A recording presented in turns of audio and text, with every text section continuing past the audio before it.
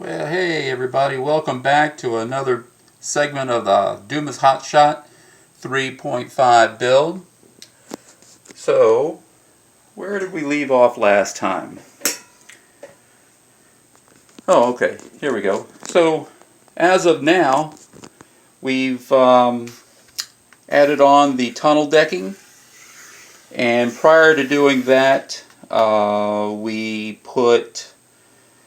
sealed the inside of the compartment. So each one of these is like a compartment right here, and those got sealed up. And then I put some of that pink insulation foam for flotation. Some of the stuff, the Dow insulation foam. I played with that in the sink for a little bit, and it has a lot of buoyancy to it, and it's very light.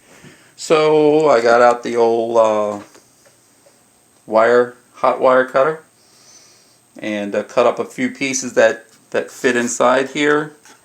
Then I just glued them in place. Well, I made them nice and tight to where it'll absorb some of the vibration and act as sound deadening. But glued all that in, and then came the fun part. The fun part was just sanding and sanding and sanding and sanding everything to where it's just right down nice and smooth. It just comes right down to a point. And I did come across one issue to where the instruction booklet says when you start adding all the stringers and stuff in, start from the nose and work your way back. It didn't say to do it one way or the other. That's just the way that Jerry Dunlap did it.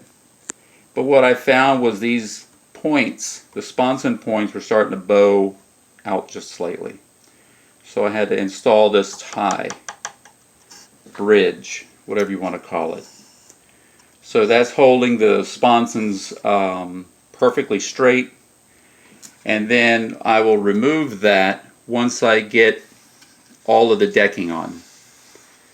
I'm going to start with the, what do you call it, the shear, non-trip chine. We'll get that one put on first.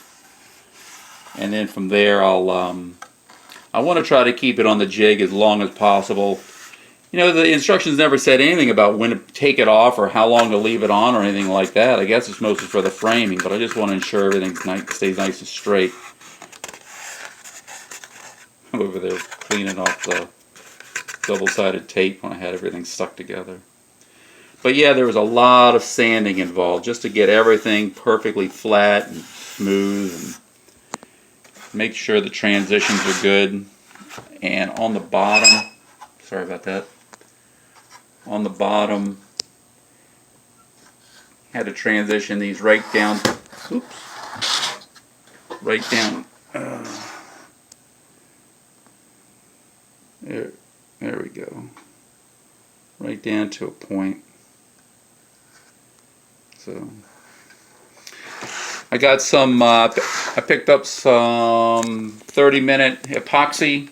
Everything in the sponsons will get epoxy coated and sealed up really, really well. And if I can, before I put on the actual bottom sheeting, the bottom sponson sheet, maybe I'll try to fit some flotation in there as well. But theoretically though, if everything is sealed and no air can get in and no air can get out, or should I say no water can get in, theoretically that's an air pocket anyway, so it ought to float naturally.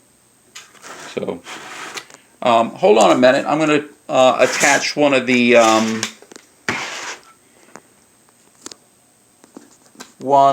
non-trip chines. So don't go nowhere, I'll be right back.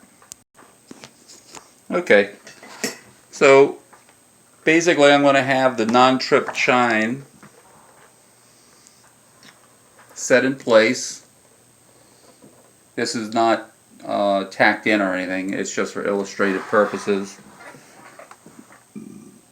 And we're going to put about 18 clothespins on this thing just to hold it where it should be.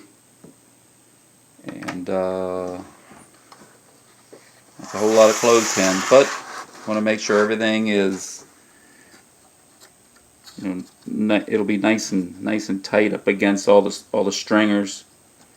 And It'll come out good. I'm going to make it flush to the bottom stringer, and then I'm going to cut off the excess on the chine. Is that what it's called? The chine? Sponson side. The shear stringer. All these boat terminologies, man, I just don't get it. They make, I don't know. I don't know. So, but that's it. Oh. And the transom. This block right here is wonderful for a sanding block. I'm glad I did not epoxy it in yet, like the instructions said. But now I'm pretty much done with it. I'll put that in. But that was an absolutely incredible sanding block. I do have these these things right here to sand with. You know, but as good as it is, I have a shorter one somewhere. I just don't know where I put it. But as good as those are, that sanding block right here, man, that thing's great. It's just small enough to where you can hold on to it, big enough to where it covers a nice area without being too big, and it's just easy. So that's where we are right now.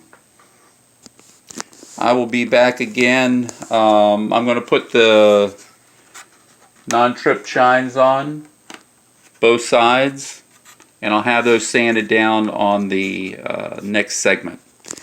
So thanks for watching. I hope this helps out some, but it's starting to look like a boat, and golly, I just hope somebody else builds one. Hopefully they're close by so we can go race. I'll see you guys on the next video. If you like it, give me a thumbs up. I'll talk to you guys later. Enjoy. Bye.